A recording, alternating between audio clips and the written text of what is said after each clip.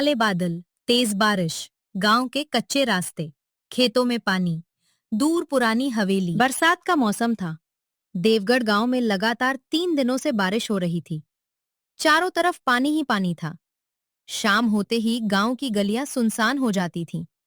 लेकिन गांव के आखिरी छोर पर खड़ी एक पुरानी हवेली लोगों के डर का सबसे बड़ा कारण थी। कहा जाता था कि उस हवेली के अंदर एक ऐसा कमरा था जिसका दरवाजा 25 साल से बंद था। हवेली की टूटी दीवारें, बंद खिड़कियां, जंग लगा दरवाजा। गांव के बुजुर्ग कहते थे कि हर बरसात की रात उस बंद कमरे से एक बच्चे के रोने की आवाज आती है। उस हवेली के पास रात में मत जाना। वहां से जो आवाज आती है वो किसी इंसान की नहीं है। लेकिन असली रहस्य क्या था, ये आज तक किसी को पता नहीं चला था। उसी गांव में रघु नाम का गरीब किसान अपनी पत्नी सीता और 10 साल के बेटे चिंटू के साथ रहता था। रघु, घर में दवाई खत्म हो गई है। माँ जी की तबीयत भी ठीक नहीं है। तुम चिंता मत करो सीता, मैं अभी बाजार जाकर दवाई ले आता हूँ। लेकिन बाबूजी, इतनी तेज बारिश में आप अकेले कैसे जाएंगे? माँ की दवाई जरूरी है बेटा, मैं जल्दी वापस आ जाऊंगा। रघु लालटेन और छाता लेकर बारिश में बाहर निकलता है। रघु ने एक हाथ में लालटेन ली और दूसरे हाथ में छाता लेकर घर से निकल पड़ा। सुनिए, रास्ते में हवेली की तरफ मत जाइएगा। मैं उस रास्ते से नहीं जाऊंगा, तुम दरवाजा बंद करके रखना। सुनसान रास्ता, रघु चलता हुआ। रघु अभी गांव से कुछ ही दूर गया था कि अचानक उसे किसी के चिल्लाने की आवाज सुनाई दी। बचाओ, कोई है? कौन है? आवाज किस तरफ से आ रही है? आवाज हवेली की तरफ से आ रही थी। बारिश में हरिया काका दौड़ते हुए आते हैं। रघु, वहाँ मत जाना। काका, क्या हुआ?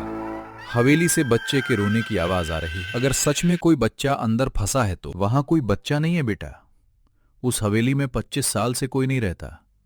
दूर हवेली की ऊपरी खिड़की, बिजली चमकती है। रघु ने हवेली की तरफ देखा।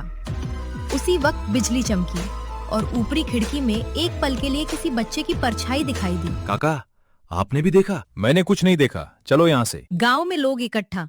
एक महिला रो रही है। अगली सुबह गांव में एक और डरावनी खबर फैल गई।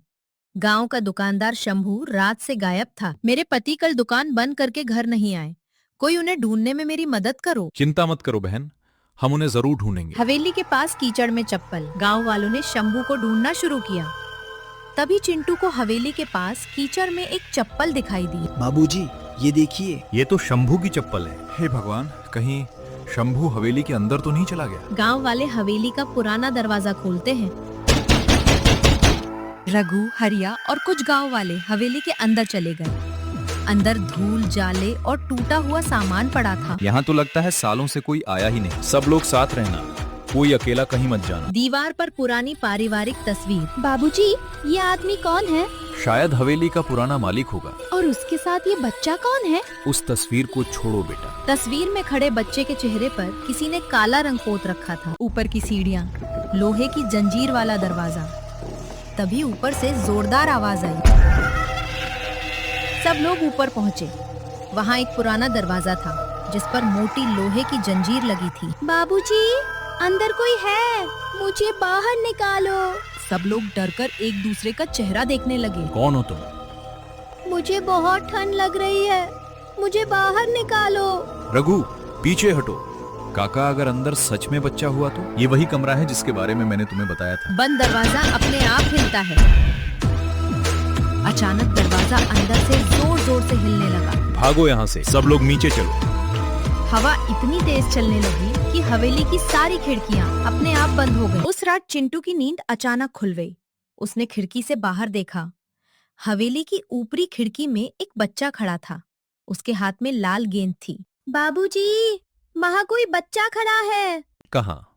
रघु ने देखा, लेकिन वहाँ कोई नहीं था। घर के बाहर जमीन पर लाल गेंद। अगली सुबह रघु को अपने घर के बाहर वही लाल गेंद मिली। उस गेंद पर एक नाम लिखा था, मोहन।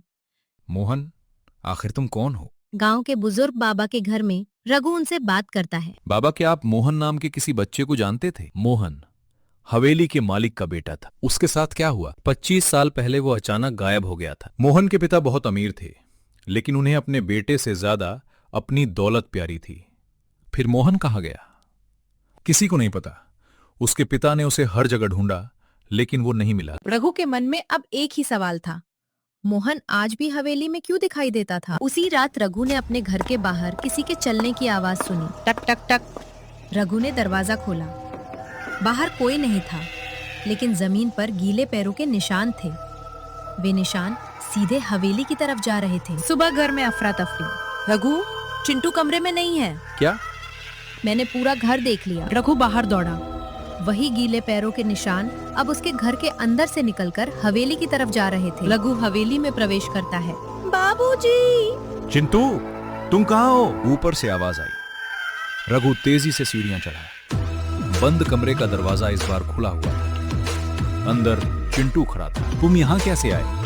बाबूजी, मुझे मोहन ने बुलाया था। पुराना कमरा, बीच में लकड़ी का संदूक। मोहन ने कहा था कि इस संदूक को खोलो। लेकिन यहाँ तो कोई नहीं है। अचानक कमरे में ठंडी हवा चलती है। संदूक खोलो। रघु धीरे धीरे संदूक के पास जाता है। संदूक खुलता है। अंदर डायरी और पुरानी गेंद। संदूक के अंदर पुराने कागज, एक लाल गेंद और एक डायरी थी। रघु ने डायरी खोली। ये हवेली के मालिक की डायरी है। वो पढ़ना शुरू करता है। मैंने अपने बेटे को कभी प्यार नहीं दिया। मुझे सिर्फ अपनी दौलत की चिंता रही। डायरी में लिखा था कि एक रात मोहन अपने पिता से नाराज होकर इसी कमरे में छिप गया था। उसके पिता गुस्से में हवेली छोड़कर चले गए। जब वो वापस आए तो मोहन वहां नहीं था। उन्होंने पूरे गांव में उसे खोजा, लेकिन मोहन कभी नहीं मिला। बाबूजी, क्या मोहन इसी कमरे में था? शायद, लेकिन वो गया कहाँ? दीवार पर तस्वीर गिरती है और पीछे छिपा रास्ता दिखाई देता है। अचानक तस्वीर जमीन पर गिरती है। दीवार के पीछे एक छोटा रास्ता दिखाई देता है। बाबूजी, यहाँ रास्ता है। मेरे पीछे रहना। दोनों अंधेरे रास्ते में आगे बढ़ते हैं। अंधेरा तहखाना, पानी टपक रहा है। रास्ता एक पुराने तहखाने में जाकर खत्म हुआ। वहाँ चारों तरफ अंधेरा था। अचानक रघु को किसी के कराहने की आवाज सुनाई दी। कौन है? रघु। बाबूजी, ये तो शंभू काका है। शंभू कमजोर हालत में बैठा है। शंभू, तुम यहाँ कैसे आए? मैंने भी उस बच्चे की आवाज सुनी थी। उसने मुझे यहाँ बुलाया। क्यों? वो कह रहा था कि गांव के गरीब लोगों की मदद करो। कमरे में हल्की रोशनी, बच्चे की धुंधली परछाई। मैं किसी को नुकसान नहीं पहुंचाना चाहता। रघु और चिंटू चुप हो जाते हैं। तो तुम हमसे क्या चाहते हो? मेरे पिता की जमीन गांव के गरीब लोगों के काम आनी चाहिए। लेकिन ऐसा क्यों? मेरे पिता ने मरने से पहले अपनी गलती समझ ली थी। उन्होंने अपनी सारी जमीन गांव के लोगों के नाम करने का फैसला किया था। तो फिर तुम्हें शांति क्यों नहीं मिली? क्योंकि उनका वादा कभी पूरा नहीं हुआ। हम उनका वादा पूरा करेंगे। अगली सुबह रघु ने दीनानाथ बाबा और गांव के सभी लोगों को सारी बात बताई। पुराने कागजों की जांच की गई और सच सामने आ गया। हवेली और उसके आसपास की जमीन वास्तव में गांव के गरीब लोगों के लिए दान की गई थी। कुछ महीनों बाद उसी जमीन पर नया स्कूल बनता हुआ। गांव वालों ने मिलकर उस जमीन पर एक छोटा स्कूल बनवाया। जहां पहले डर था, वहां अब बच्चों की हंसी सुनाई देने लगी। स्कूल का नाम रखा गया मोहन स्मृति विद्यालय। स्कूल का कमरा, चिंटू लाल गेंद हाथ में लिए। मोहन, क्या अब तुम खुश हो? कुछ पल तक खामोशी रही, फिर खिड़की अपने आप खुली। ठंडी हवा कमरे में आई। लाल गेंद धीरे धीरे दरवाजे की तरफ लुढ़क गई। धन्यवाद। स्कूल के बाहर शाम का दृश्य, बच्चे खेल रहे हैं। उस दिन के बाद हवेली से कभी किसी बच्चे के रोने की आवाज नहीं आई। लोगों का डर भी धीरे धीरे खत्म हो गया। जिस हवेली को लोग भूतों का घर समझते थे, उसी जमीन ने पूरे गांव के बच्चों का भविष्य बदल दिया। सूर्यास्त, स्कूल के बाहर रघु और चिंटू। बाबूजी, क्या हर भूत बुरा होता है? नहीं बेटा, हर डरावनी चीज बुरी नहीं होती। कभी कभी किसी की अधूरी अच्छाई भी डर के रूप में हमारे सामने आती है। रात का वही पुराना हवेली वाला स्थान, लेकिन अब वहां स्कूल की रोशनी है। कहते हैं उस रात के बाद जब भी देवगढ़ में तेज बारिश होती थी, स्कूल की ऊपरी खिड़की के पास एक छोटी लाल गेंद दिखाई देती थी। लेकिन अब किसी को डर नहीं लगता था, क्योंकि गांव वाले जानते थे वो कोई डरावना साया नहीं था। वो एक ऐसे बच्चे की याद थी जो अपनी जिंदगी में प्यार नहीं पा सका, लेकिन मरने के बाद भी अपने गांव के बच्चों का भविष्य संवार दिया। इस कहानी की सीख यही है, इंसान की असली पहचान उसकी दौलत से नहीं, उसके अच्छे कर्मों से होती है और सच्ची अच्छाई कभी खत्म नहीं होती।